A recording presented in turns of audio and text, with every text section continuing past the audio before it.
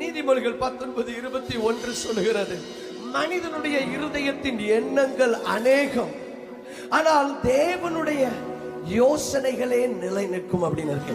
இங்கிலீஷ்ல எப்படி இருக்குன்னா, many are the plans of the heart of man, but the purpose of God prevails. அதாவது ஆண்டவருடைய நோக்கம் அதுதான் நிறைவேறுமா. ஹalleluya. அப்ப யார் என்ன திட்டம் போட்டாலும் கடைசியில நிறைவேறது யாருடைய நோக்கம் தெரியுமா? ஆண்டவருடைய நோக்கம் தாங்க நிறைவேற போகுது. ஹalleluya. ஆமென். நம்முடைய தேசத்திலே ஆண்டவருடைய நோக்கம் நிறைவேறுகிறது.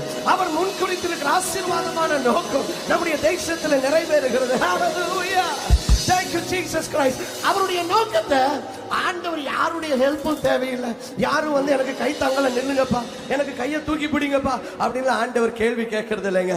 அவர் ஒருவராய், அவர் தனி ஒருவராய் எல்லா அற்புதங்களையும் செய்து முடிக்க அவர் வல்லமையுள்ளவராக இருக்கிறார். எத்தனை பேர் விசுவாசிக்கிறீங்க?